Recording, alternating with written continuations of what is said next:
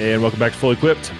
Jay Wall, Harvey, Uncle Gene, and Serial Killer. We're in different locales this week. Serial Killer and I are in studio in Scottsdale. Phoenix Open this week. Are you going to go? I've already been. I've been the last couple days. They have swag head covers. I was going to let you bring that up. You did get some swag head covers. Of course I did. Yeah. They dropped them on Instagram, saw that they were there. I was on property well, I'm sure you were. 20 minutes. Do you have the notifications on for anything that they... Maybe. Okay. All right. Of course I do. Just wanted to double check. Kind of degenerate would it be if I didn't have the notifications on? Well, you had to show up in person to get them? Yeah. Did you not see the pictures? Did you not send them? Yeah, I saw the pictures. I didn't understand what the hell they were, but I understood. Was it a scavenger hunt? Is that what you did? Yeah. No, the scavenger hunt will probably be over the weekend. Okay. The weekend tickets are sold out. So, if anybody wants to help me out, I need tickets. I'm pretty sure you could find somebody maybe in this office that could get you a ticket. No, nobody likes me that much to give me Phoenix Open tickets. All right. Here's your general admission, peasant. Oh, man. Well, RB's taking a much deserved break from the road after 3 straight weeks traveling. I'm sure he's all the weeks to skip. Yeah, the weather here has been pretty crappy. I'm being honest. Yeah, it sucked. Yeah. Last night, and we'll have the interviews at the end of this week's episode with Gary Woodland, Ricky Fowler, and Justin Suh. Cobra had an event on Tuesday night. And dude, it rained and then it finally stopped and then it was just cold as shit. And I was supposed to be there. I'm not upset I missed it. Man. Yeah, it was really cold. I mean, they hit some balls, but it was cold. Miserable. Yeah. Anyway. So yeah, that's basically the extent of the early part of the week for us. One thing that we didn't talk about last week when we hit end on the pod, something that maybe somebody on this podcast found out in advance and threw us a bone. TaylorMade and Costco. This is going to be an interesting one, boys. So I'm pretty sure if you're listening to this pod, you know what's going on by now, but just a quick recap. TaylorMade has filed a lawsuit against Costco and a group by the name of the Southern California Design Company, SCDC, who is the designer of the irons. And they are alleging that Costco and SCDC infringe on 5 separate patents, and all of them are tied to the multi-material P790. And then there's also, and I do want to discuss this as well, there's also a claim of false advertising, which might be the most interesting. Are we all that surprised that TaylorMade is taking Costco to court over the Kirkland signature irons? No, not even a little bit. I'm surprised that it's so public. Like, I mean, obviously any lawsuit becomes in like the public domain of like what's going on. But the fact that it wasn't even like kind of brought up within closed doors, because I mean, Costco's been quote, like, I don't want to use the word, like it's a strong word, like attacked or whatever, like accused of things before. And like, as far as Titleist is concerned, like I don't think it had anything to do with the golf ball at the time. It was their claim that it was like as good as like leading manufacturers. So it was like a misleading advertisement on the box, because Titleist claims to be number one ball in golf. And so to kind of like, I think that was their like sticking point on that. I mean, I pulled the toe screw out of a Kirkland and I very unscientifically poked it and it seemed bouncy. So, I mean, like, is it urethane? Is it rubber? Like, I don't know what it like actually is. I'm not a chemist, but it seems that the only thing this has done is it's brought these irons to light for people even more so than it would have. Because as I told the story before, we had 2 sets. I probably should have kept that other one. Now I could have cut one in half and made a cool video. But how would you cut that in half? Do you have the capability? So I would have not used. I mean, there's videos of people cutting these things in half. What I would have done was either used a bandsaw, because it's slower, so it's going to create less damage to the internals, or I would have done it by hand with a metal saw. And to be frank, it wouldn't have taken like that long. I mean, it would take maybe 5-10 minutes instead of 30 seconds, but you would have created very little damage and you would have created a nice side profile view of like whatever was in there. But I returned these irons to a Costco and the Costco employees didn't know they existed. They were like, what the heck is this? Right. So like, imagine working at a company that's so big and deals with so many things that you have employees who, and this is like frontline customer service employees who are doing a great job and they don't know these things exist. They're really excited. And then they're like, hey, I'm going to buy these. These seems like a really good deal. Right. So the people who really knew about them were the nerds, the golf nerds, the sickos, the people who like love this kind of stuff. And maybe because you couldn't walk into a Costco and buy them. All they've kind of done is like brought a lot of attention to it. And, you know, why? They're not taking up market share. They're taking up a little bit. They're not, they're denting numbers. So, yeah. Gene? You know, it's interesting. I was just looking at test results of the 790 versus the Kirkland iron, and they're not too far off, which is kind of interesting. There are some performance similarities between the two, but in fairness, there's performance similarities between a lot of irons, but it is kind of interesting. Kind of like, you know, I know this comes down to a construction story because that's ultimately is what it's about, not necessarily a performance story, but they do have kind of CG placements that are similar from a ball speed and a distance perspective. So that is kind of interesting. Yeah. I kind of go back to what RB said, which is it just adds validity to the Kirkland product. You know, I mean, if TaylorMade's making claims that it's sharing a lot of technologies and designs with the P790, I mean, if you look at it, like let's just be golfers here for a second and not be guys on a podcast. If you were to see that story and go, that's a $500 set of irons versus like what does a set of P790s cost? I mean, that might make you think.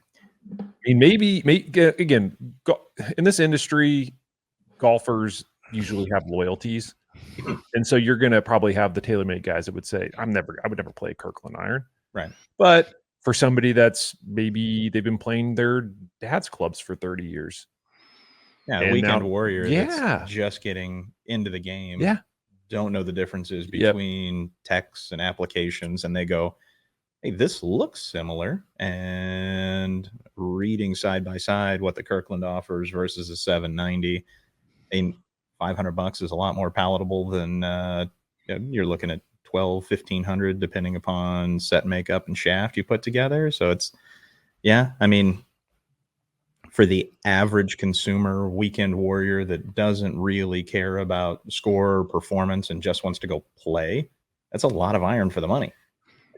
for sure. That was the response I got, because I know we had the morning that Jonathan, you'd written that article. I had, I grabbed a P790 that I had, and I grabbed one of my Kirkland irons, and I posted a picture of them side by side because I knew that I was intentionally stirring the pot, and I wanted to see what people would say. So, what are your thoughts? Like, look at these two irons. What are your thoughts?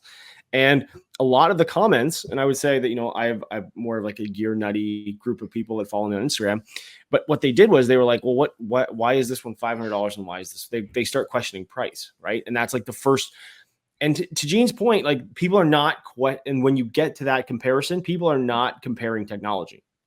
They don't, at that point, they don't care, right? They are comparing that, if they are claiming that it's similar, how come they can charge $500 and they have to charge X number of dollars, whatever it happens to be? And let's not forget, I think it was PXG, brought litigation against TaylorMade for their hollow iron, and companies the golf industry is full of lawyers that just go, who's getting sued today? Right. Like, it's just like, that's a dimple pattern. Shaft uses this material. What grip is that? Like, this is not new. What makes it new, because it happened with Acushnet and Kirkland, Costco, is that it's Costco.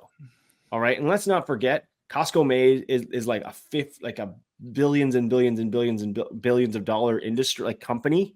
that has distribution points all over the world, right? Like that any other company in this, like their stock price is worth $650, something like that. Like it's nuts. TaylorMade is like a very small little piece of like what Costco would be. So it's like, what, you know what I mean? Like it does create a lot of validation. I'm still saying though, like from an engineering perspective, TaylorMade's got a lot of people in the background putting a lot of effort into getting the most out of their golf clubs.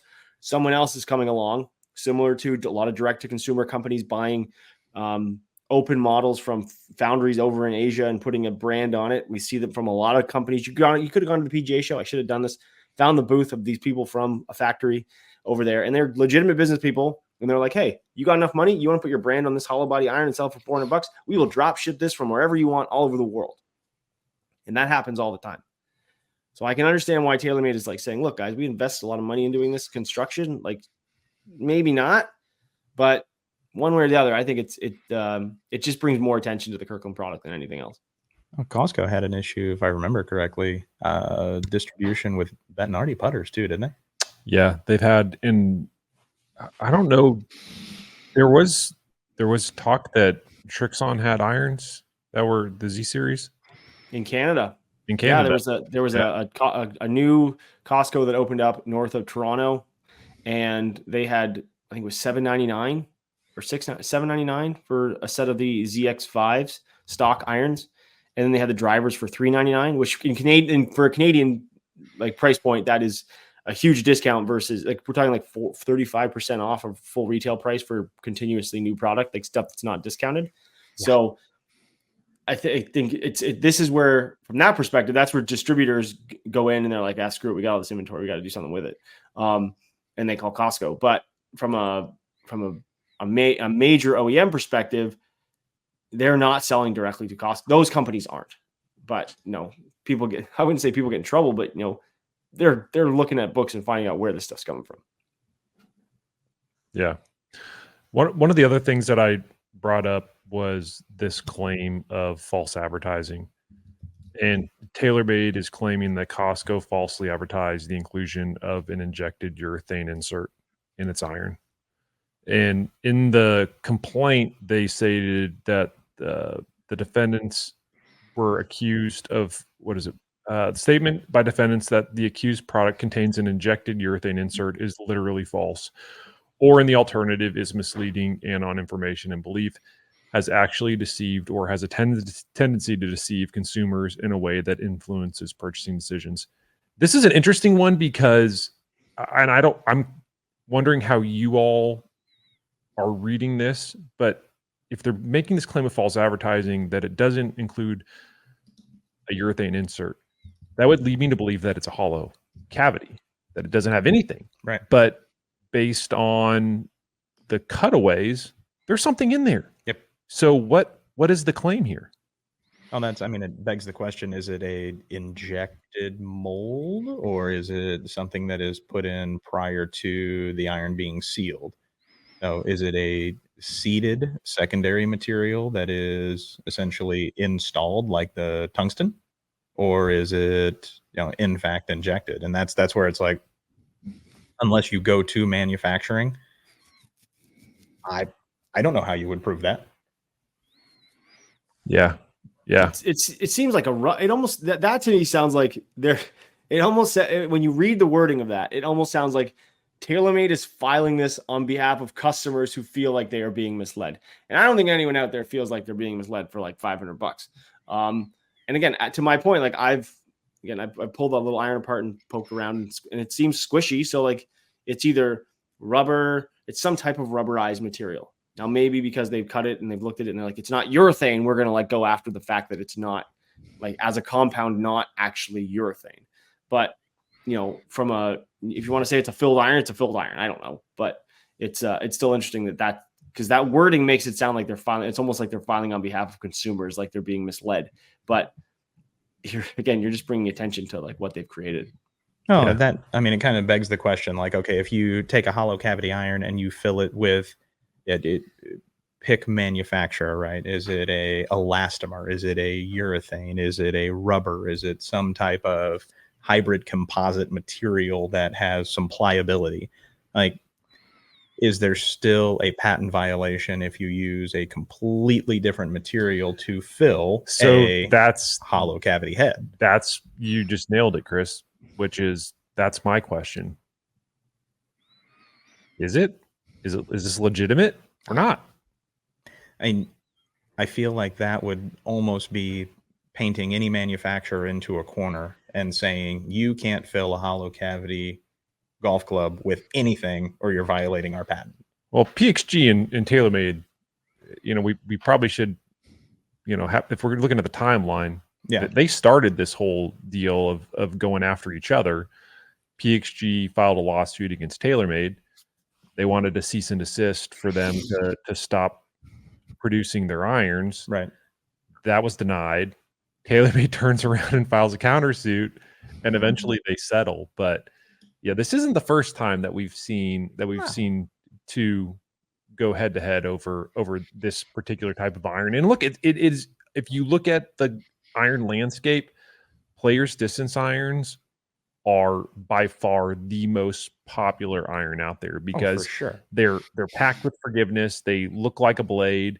You can throw them in the bag, and even if you're not a great golfer, it makes you look like one because of the design of this club. So they're wildly popular, and I think it's just everybody's trying to mark their territory, and I think that's what TaylorMade is doing. But it does bring up the kind of the way I want to recap this, tie a bow on it.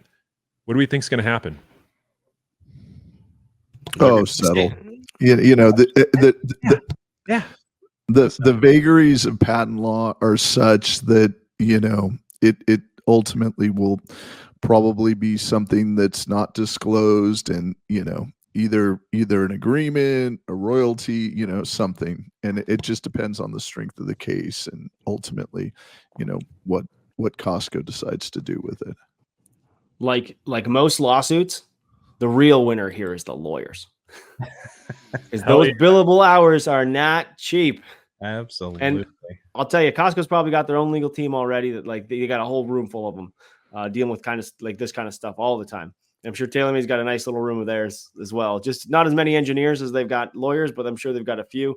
But the real winner here, let's all remember, is the legal system and the lawyers. So, because someone's going to make a lot of money dealing with this junk.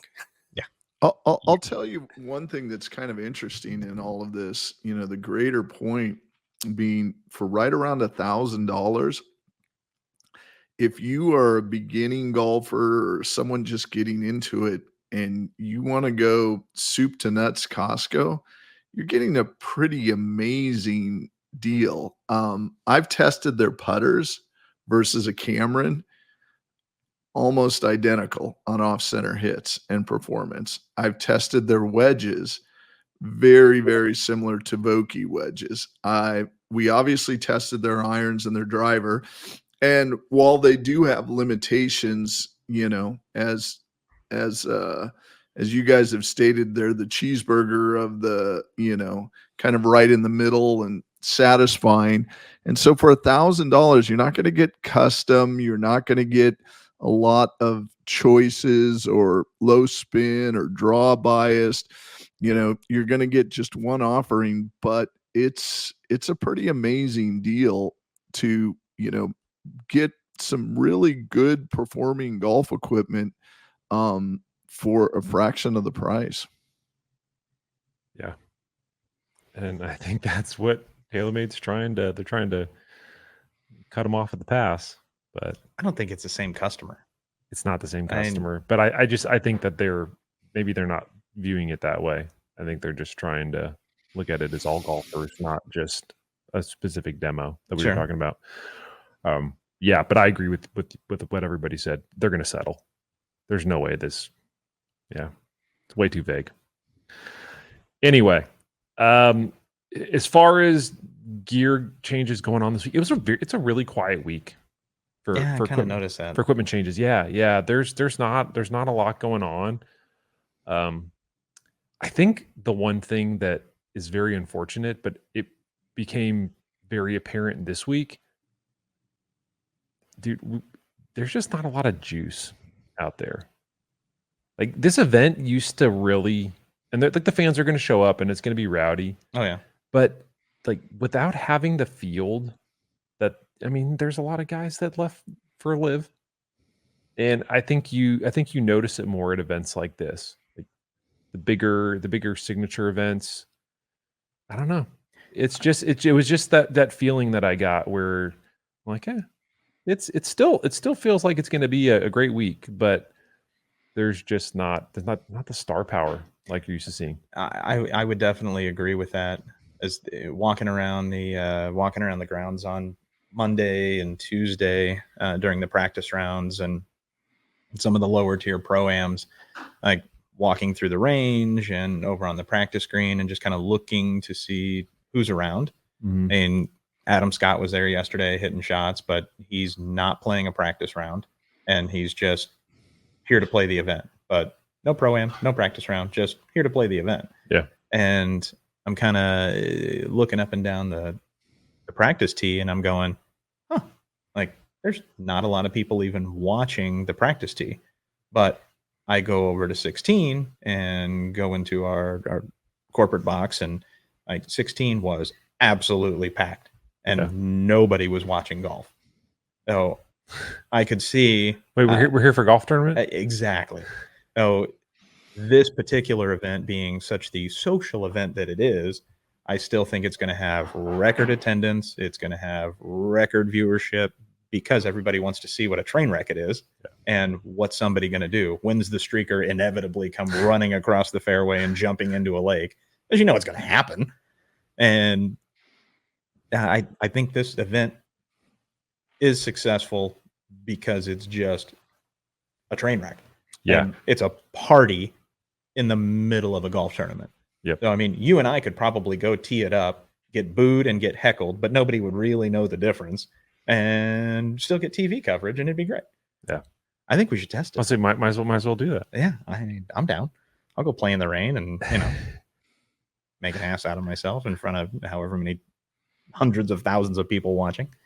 Do you think this is because of going back to the point of like talking about like changes?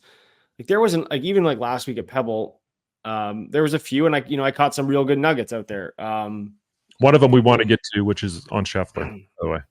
Yeah, so because of custom fitting now, and because pros are very accustomed to like using something and sticking with it, we don't see a lot of players go back and forth on gear unless they're really searching. And I mean, again, I talked about this last week. Got the chance very, very quickly. I'm not like, it's not a name drop. It's just what it is. And I was, Heath Thegal was out there on like the 6th hole. And I was like, hey, you got the new ping driver? And I think I said, did I tell the story last week? If I did, then stop me. And he's like, no, ping doesn't pressure me to like use their new gear. So like, I mean, I did switch irons and I won, but like, I haven't hit the new wedges yet. I like the ones I have, but I'll get into them at some point. And it seems like the attitude by a lot of companies now, unless you're talking Callaway or TaylorMade, where their guys are out there like hustling to get people into the new drivers. But other than that, like there's not a lot of like movement. And I think it does come down to like the information age that we have now, that the top players aren't switching as much because they're very comfortable with what they're using. And an event like Phoenix or like the Honda or the Cognizant or whatever it is coming up, or the I know like probably next event I'll be at is probably the Players, is like those are bigger fields. So you have more of these guys who are kind of starting to like look for stuff, but the top guys aren't changing as much unless you're Adam Scott and you like iron sets, because in which case that man is crazy, which is fun to watch. But nonetheless, it is kind of this like weird scenario now where it's almost like we have so much information that people are more confident in the clubs that they have, which is a great thing for those players. But now we got to like, when you're looking for stories, you got to sit around and search and wait. And I mean, that to me, that's kind of what makes the job really fun. Yeah. Well, I did mention Scheffler. He's in the field this week, but RB caught him last week testing putters with Logan Olson.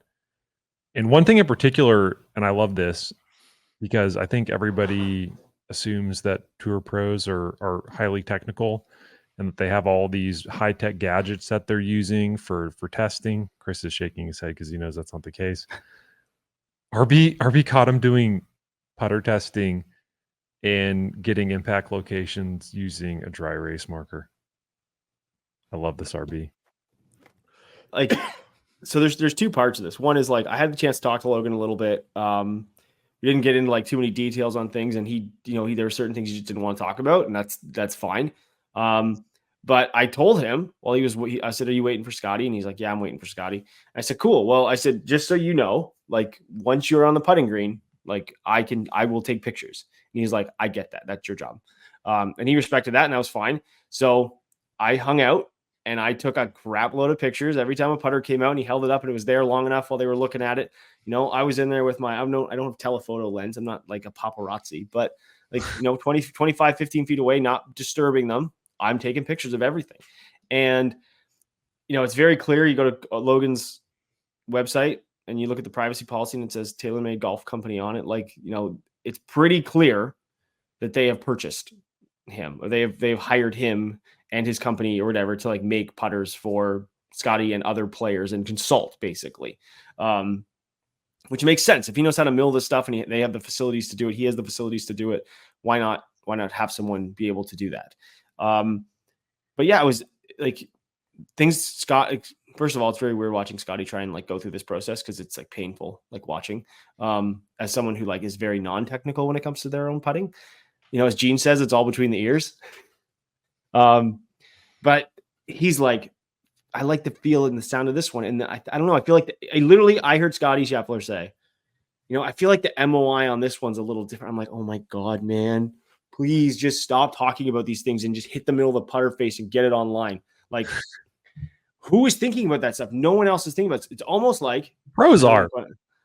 I know I'm going off on like a tangent here, but it's like, it almost feels like if you give somebody the opportunity to go down this rabbit hole, they are going to screw themselves into this rabbit hole. Right. Whereas you have other players on tour, great putters. And like, I mean, Victor Hovland improved his putting dramatically and he went to the Ping putter lab and did all these things. Right. But the guys aren't working with him every week. Like, he has his putter, he uses it. Guys walk up to putters on the tour truck and they grab him and they go, "That's cool." And they hit some putts and they're like, "Can we bend this to lie loft?" And then they go out and play. But Scottie's like, "What about this one and this one and alignment and this one?" I'm like, I don't know, guys. Like, Logan is a great manufacturer of putters. He is a great machinist. He knows everything that he's doing when it comes to alignment and feel and all these things that they're working on. And he's very good at what he's doing. But it almost feels like in many ways, like, no offense, I'm just going to say it, like TaylorMade feels like they're enabling, and his coach and Kenyon and all these people around him are enabling to go down this like rabbit hole. When it's like, dude, just hit some putts. But to watch the process was fascinating. And yes, using a dry erase marker to look where you're hitting it on the putter face is a great training tool to figure out what alignment aids work for you. Long story short. There we go. I don't know if I'd feel comfortable marking up my putter with a dry erase marker. Just take a little acetone, wipe it off. It's fine. Wipe it off. You're good. No big deal. Okay. But maybe not on like a soft insert putter, like a urethane putter. Yeah, if you're going white hot, that'd be probably not the best route to go. Milled putter, yeah, sure, no problem. To kind of why I was shaking my head, the golf IQ of tour pros when it comes to gear and cause and effect, like I've been surprised by how little some of the guys know. And I mean, to the point of like, I see my target. If it starts this direction versus this direction, this good, this bad. Yeah. And I'm going, okay, well, what is it that you like or dislike? They can't articulate it. And that's the DJ playbook. Essentially, yeah. Yeah. I mean, it just is so basic. And I mean, it begs the question, like, do you just not know, or do you not want to know? Like, do you not want all of those little inner demons floating around and making you go? That's a good point. Like, well, I know that I put 4 grams of hot melt on the toe here. Or do you just want me to go, all right, let me tune it, and I'll make all of the tweaks and all of the changes and control the build start to finish to give you the result, and you don't need to know the why. And a lot of them don't want to know the why. They just want to hit it and go, yep, that's what I'm looking for. Done. Let's move on. It's going in the bag. Yeah. Justin's mentioned that to me in my interview with him. I was asking him about like the role that Cobra Tour reps Ben Showman and James Posey play. And he's like, look, he's like, I don't know a lot about gear. So like those guys, they tell me what I need And then I go and hit it, and I'm like, yeah, that looks good. So he's somebody, and I said, so you're telling me you're not a gearhead? And he's like, definitely not. Definitely not. Definitely not. So Gene, how do you handle with analytics on the golf course? Do you just tune it out, knowing all your robot stuff? Oh, totally. You got to go play the game. I mean, you know, what is nice, the one thing that is nice about the robot, because we can duplicate any swing flaw, is I can tell on the course when I've mishit the ball versus, say, like a face angle issue. And that's really informative for me, so I can figure out what my body is doing. So, you know, if I know I just mishit it, but I put a good swing on it, then I'm good with that, as opposed, so I can tell just directionally when it leaves what the cause and effect is. And that's good for kind of self-correction on the golf course. But you know, to your point, I remember talking to a tour rep. This is about 6 years ago. And they were telling me a story about it was a shaft company, and they were looking in Jordan Spieth's bag, and his 3-wood shaft was bent. I mean, bent. It was not in line.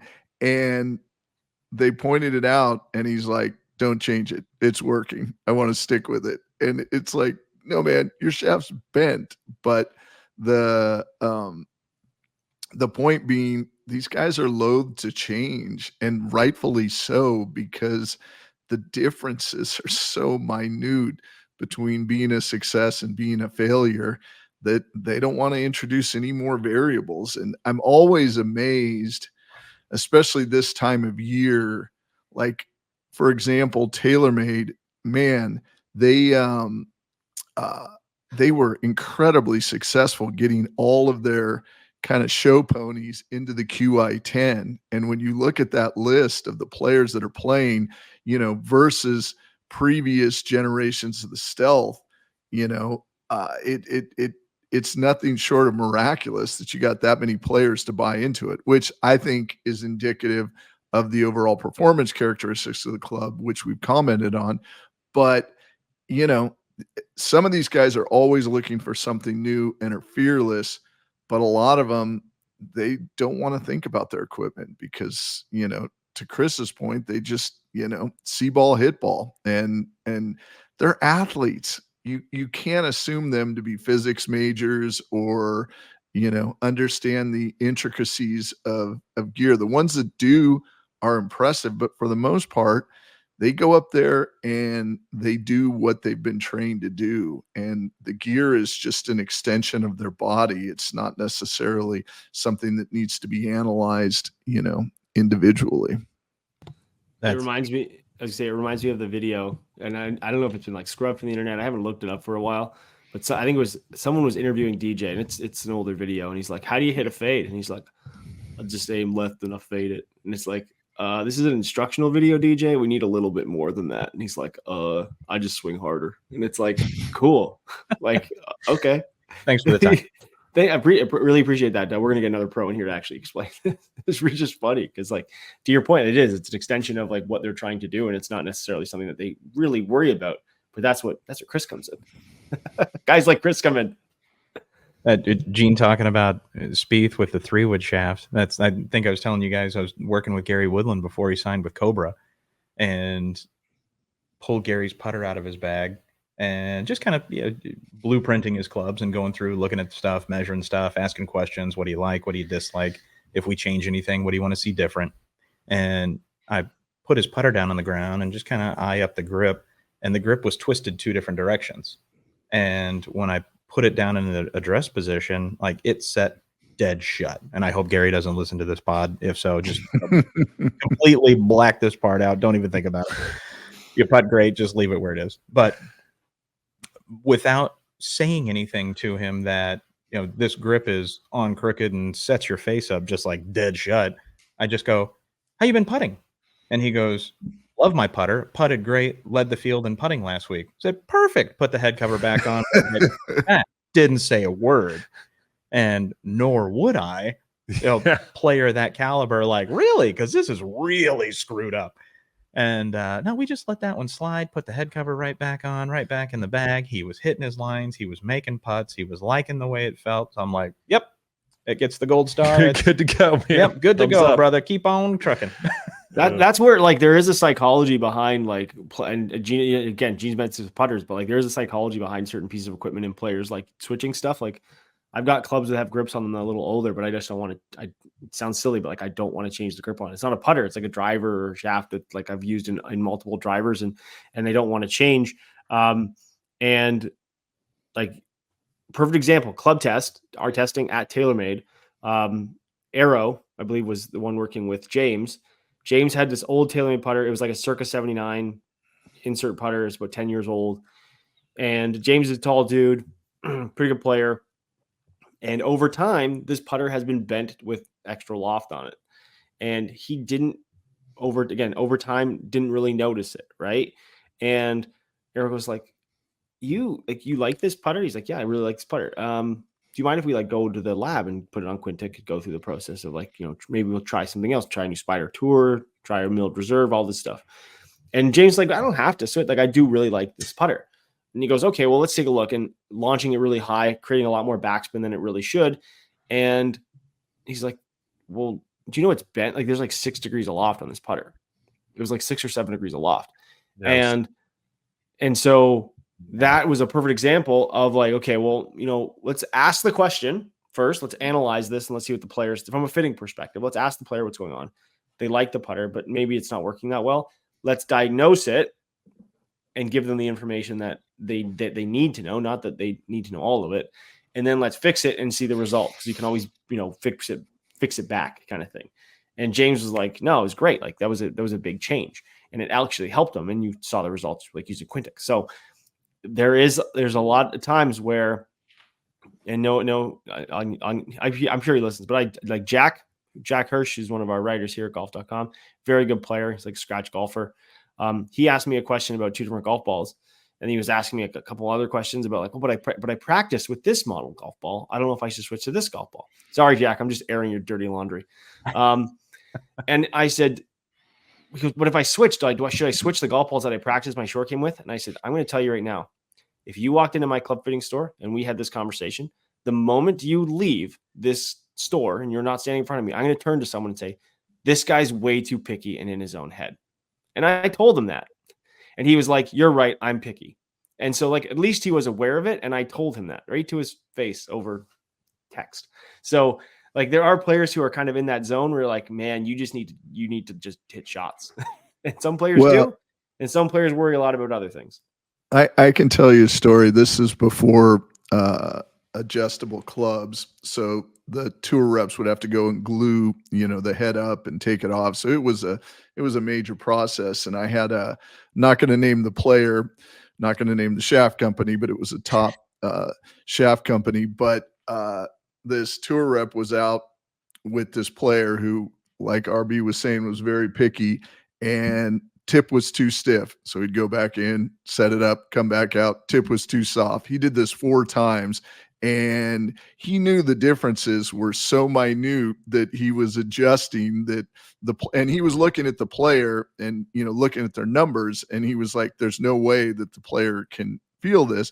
So it finally got to a point. He's like, this just isn't right. I need you to go back one more time.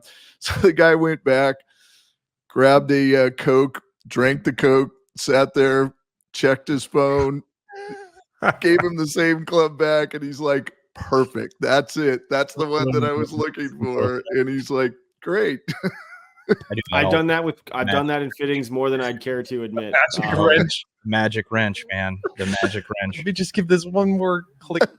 Like, I'll get it's close. It's close. I'll take the head off, spin the shaft around, put it back on the exact same setting, tighten it down, loosen the weight, move it around, put it back in the exact same setting. Here, let's try this. And then, a couple more shots. That's it. That's what I'm looking for. Perfect. Let's just button that up.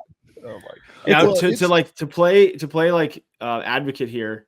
Like, and because we're not making fun of golfers we're getting fit for. And No. I'm being serious. I'm being very serious when I say No, this. it just shows you how hard it is to really discern what's going on. That's the point. These are some of the best players in the world. The RNA told me a fascinating statistic one time. They have the same players come to their facility in St. Andrews, tour players, mostly European players, year in and year out, and they hit shots for them. And they said their delta or their difference is plus or minus a degree on launch angle. And, for this is a tour player that one day they're launching at 11, one day they're launching at 9, or 1 year. But those are big differences. And these are tour players when they come in. And so the greater point of this is not to goof on these guys, but I think back to what RB was saying in regard to Scheffler. Yes, fitting is critical. Yes, knowing your equipment. These are all advantages, but there comes a point where it's just like, just go play. You can't go too far down the rabbit hole, because if you do, it's paralysis through analysis. You end up getting caught in the process and not allowing yourself. And it's the beauty of golf is equipment matters, but it is an art science balance. And you do need to look at the science and you do need to look at the tech, but at the end of the day, it's an art, and that art is between your ears and how you generate that. Because the goal, I think, and I'm really curious to get your opinion on this, Chris, is like the goal that I think is like, if I was to do that for a player, I'm already seeing really good numbers and they're just looking for like this one thing. My goal at that point is not to adjust their numbers. My goal is to adjust their mindset, unbeknownst to them, right? Your goal is to give them confidence, right? So if you say that it does something and, maybe you like put a little piece of lead tape or like whatever it happens to be, some minor adjustment where you're not really going to tweak the numbers too much, but from a perception standpoint, that player is going to make a more confident golf swing. That is my goal. That it's not to trick the player. It's not to be something silly, but it is to give them that opportunity to hit better shots. And at the end of the fitting, if that's what's been achieved, then you've done your job. I 100% agree with that. The power of positive reinforcement and just instilling that confidence level is huge. And I mean, I work with a lot of coaches, and I mean the magic wrench trick, and then also the coach in this particular instance, player was convinced something was wrong. Coach wasn't seeing anything. I wasn't seeing anything. So coach and I have a little powwow outside of earshot of player, and I did the magic wrench trick. The coach literally shifted his perspective with his iPad and said, okay, made a couple changes. Let's try this. And then the coach pulls the video up side by side without changing anything. I didn't change anything in the driver. And coach takes it to the player and go, yeah, see, I really like this a lot better now. You're getting into this position. This is working. This is what I'm looking for. This is after. And the player, it was like a light switch. And he was like, yeah, I feel that. That's so much better. This is what I'm looking for. Thanks, guys. Really appreciate it. We didn't do anything, just provided that positive reinforcement and gave him that confidence. Like, everything you're doing is spot on what we're after. I love that. Yeah. And I need a magic wrench in my life. 2 weeks later, wins on tour. That's like, all we did was take a screw out, put it back, and move a couple degrees with an iPad and tell him you're doing a good job. You're doing great, honey. Yeah, exactly. You're doing a good job. Oh my gosh. Wins on tour. And no bonus, by the way. Yeah. Big surprise there. Yeah. All right. So we haven't done the Fully Equipped hotline in a bit, but we've been getting some good questions. We got to get to some. We're going to keep the answer short and sweet, because I know somebody needs to get out of here very soon. He's a prima donna on the show. I mean, it's baby. There he is. Just a man in demand. Yep. Anyway, if you want to leave voicemail for us, and please, if you haven't before, give us a call. We are at 602-935-4974. Again, that's 602-935-4974. And with that, Coach, I think, has some voicemails teed up for us. So let's let it rip. Yeah, we're gonna go with some quick hitters this week, like you said. The first one being a question about altitude and adjusting your numbers for that.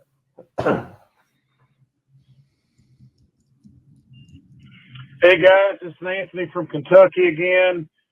I've got a couple questions. My first question has to do with altitude and where you're playing golf. Is there a standard formula for yardage loss or yardage gain due to altitude? And my second part of my question is tour pros. How often or do they ever change equipment because of altitude? Thanks. It's a good question. Yeah, very good question. Do tour pros change their gear and adjust for altitude specifically? Not directly from what I've seen. I mean, if anything, it's more in scoring clubs than anything else. And I will say that like a week like this week or potentially next week at Riv, you'll see players playing more loft off the tee and increasing launch angle and moving that launch window higher because the ground is just saturated and wet. You're not going to get any roll, so take advantage of higher launch, further carry. I mean, anything you get on the ground in conditions like this is just bonus yardage at this point. So max carry is going to be name of the game off the tee. But I mean, as far as altitude goes, a standard formula, I mean, tough to say. I mean, here in the valley versus going up to Flagstaff, I mean, we're thousands of feet apart as far as elevation goes. And I mean, for me, it's about a club and a half difference. Mhm. But as far as like a conversion goes, I mean, RB, are you anything on that? I actually have I'm trying to find it right now as you guys were talking. I had written a piece on this. I believe it's somewhere online. About the change in carry distance naturally based on like thousands of feet up, and it's because of lighter air. The golf ball doesn't. Here's the thing: the golf ball doesn't spin more or less, and that's what you'd often hear in the telecast. What happens is air resistance acts differently, so there's less lift. So. Right. For the driver, to your point, some guys will go up and loft to add extra spin because there's not that resistance from the spin. And then in the scoring clubs, it's all about changing your, just dialing in your distance, your carry distances, your whatever it happens to be. And that's why you see all these players out there with TrackMan, because they want to see carry distance and they dial in their distances when they get there in the week, and then they're set. It's for their caddy, it's for themselves, and that's where you're seeing most of these changes. Not changing equipment. They're just changing the discussion around carry distance. And that's why you see so many of these players use these launch monitors, especially early in the week. It's like, okay, pitching wedge this week is going 5 yards further than normal. So, yeah. So speaking of golf ball rollback, everyone just got to go down to sea level. Yeah. There was actually a story that I wrote a few years back that was talking about how you can calculate like the stated distance versus like what it would be if you were playing, above sea level versus at sea level. And this was by Title's R&D department, where you were taking the stated distance could be calculated by multiplying the elevation in feet by 0.00116. So basically, for example, if you're playing at Reno, that's 1 mile. It's at 5280. The increase is about 6%.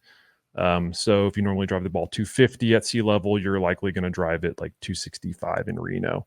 So there are calculations out there, and like Ted Scott, when he was caddying for Bubba, and I remember where they played in Mexico at Chapultepec. He was basically saying for their like low shots, they would add 10%. And for when Bubba would just try and like all out bomb it, 15%.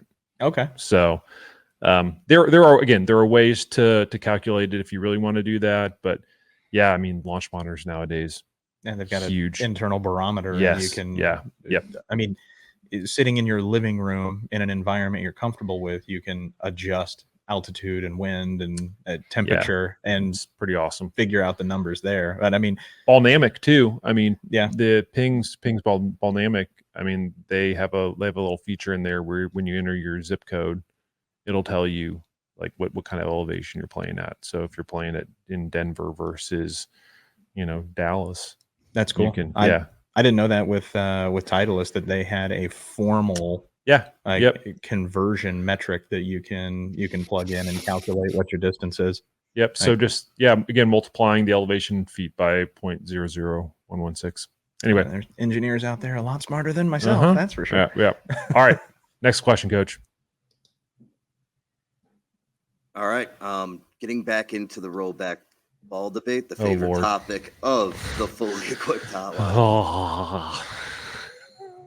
Hey, this is Drew from Seattle. I'm curious what your thoughts on if the major brands will continue to sell non-conforming golf balls to the amateur community that doesn't really care about the golf rollback. What's your thoughts on if they'll keep manufacturing Pro V1s how they are now? And if you want to play in a tournament, you go get the rollback ball. Thanks, guys. I'll go first. I don't think that they're gonna keep making the whatever ball is non-conforming. I think that if you look at it, that creates more SKUs that they're gonna have to keep track of. And in this day and age, it's all about efficiencies when it comes to products. I can't see them keeping those around in addition to whatever the new versions are. So that's my way of saying no. I don't think they're going to keep whatever the existing one before the new rules go into place in 2030. And I would agree. I mean, and I kind of have been having this conversation with more and more people as it's becoming kind of a highlight discussion. And I reference it to, almost like cybersecurity and hackers. And it's as soon as a governing body comes out with some new regulation, security measure, rollback in this case, whatever it is, there are groups of people that now take it as a personal mission to try and find the loopholes and poke holes in it and figure out how to get around it. And between equipment manufacturers and golf ball manufacturers, there's going to be advancements in equipment, face technology, and the arrow story on the golf ball. I don't really see I don't think there's going to be a ton of difference that the majority of us in the amateur category are going to see. Yeah. I just really don't. Yeah. I concur. There we go. How that? I just You concur as well. Too many SKUs, and most golfers don't have the own loft of their own driver. So trying to have someone walk into a retail store and explain to them, this is a conforming ball, this is the non-conforming ball. No, not gonna happen. Yeah, I don't think they're gonna keep making if it does go into effect, the interesting thing about the ruling that I was thinking about that's really kind of weird is it ultimately penalizes amateur golfers who swing faster than amateur golfers who swing slower. And that's kind of weird that, if somebody's fit and in shape and, like RB with his speed training, the faster you get with speed training, the more you get penalized with the potential rollback of a golf ball, versus if you get fat like me and out of shape, then the ball doesn't affect you as much. And so it's a strange ruling in that it penalizes the amateur who wants to get better physically and faster versus the amateur that isn't. So that's the part that I don't quite get, because not all amateur golfers swing the same club head speed. So but we shall see. All right, do we have one more, Coach? We do. I want out of the golf ball rollback conversation. Right, you give me one of those, I'm out. No, we're done with the golf ball rollback, and we're on to people with wide feet. Hey, calling from Washington, D.C. here. I've been really curious why golf shoes do not produce more shoes with the wide toe box. You see, True Links does the wide toe box zero drop shoe, which is nice, but no support is pretty tough. And then you see the Tiger Woods 2013 edition had the toe box, the wide toe box with the sort of free technology towards the forefoot. But why wouldn't more do that? I mean, I look at FootJoy, like if you look at their Premier edition, very tight in the toes. Cannot imagine whose foot fits in there besides someone with. And we lost him. Coach must have. I'll take it. Coach probably didn't listen to this conversation. He probably he cut out. I'll take it because it is an interesting thing, and I think he mentioned True Links wear. Like I'm a big fan of theirs. I have very wide feet. I was going to say this is like a perfect RB question because I know yeah, like right up in my alley. but, yeah. And I straight up asked a shoe company why they don't make more SKUs in wide, and they straight up told me they don't sell a lot of them, and that was just that literally was like, listen, man, I love the shoes, I love it. I got this pair in wide. How come you don't make other ones in wide? And he goes, we just don't sell that many of them relative to like the rest of it, and so that's like, I think from a retail perspective, I think that's the case. But I will say, as someone with wide feet, I have tried on the new Adidas. I think it's the MC80, which is like their classic looking one, straight out of the box, standard style shoe, not a wide, fits me perfect. The new now Puma does, I think it's Alpha Cat. I'm terrible with shoe names, but I tried on theirs. They have a wide. It's really good. FootJoy has a bunch of wide options, not necessarily in the Premier. So it's just a matter of finding which one is going to work for you. The reason they don't is because they don't sell as many. That's why you don't see it. Echo as well. They have like dual insoles in the shoe, so you can actually pop the insole out. It becomes wider and it's still nice and soft. So there are options out there. It's kind of like the joke, like, if the shoe fits, like sometimes you got to find the ones that fit and stick with it. I've been lucky to know there are some models that I've tried on that I don't like because they don't fit my feet. And in the same vein, I'm like a 9 wide. I got a 10.5 of those cool, like Ricky Fowler suede shoes from Puma, and not wide. They're just like a standard foot. I wear a 10.5 in those. I've been doing them. I've been wearing them in my garage just to like break them in. Cause I was like, oh, maybe they're not going to be that wide or they're not going to fit. And they actually fit great right out of the box. So I think this is where I do believe like the consumer experience when it comes to buying shoes, unless you find one that you like, example, like I have pairs of True Links True Feel, I think it's called. I have like 5 pairs of those shoes because they just fit. I wear them out. I wear them everywhere. I wear them day to day all the time, drop my kids off to school and going for walks and all those things. And so I know that shoe, I can buy that last. But if you're looking at other shoes, you got to try them on. And I think that's where like the purchasing online is still very difficult for like this product because it's hard. You got to put it on. And we had the Mason from Adidas. We actually talked about that a few like 6 months ago. I think he had an interview. Yeah, and he talked about how hard it is to create a last to get players to get into certain shoes, and that's a big part of their job. And they become more natural fitting when wider overall. But it just comes down to trying them on. Again, from a consumer perspective, a shoe company straight up told me they don't sell that many wide shoes, so they don't offer that many SKUs.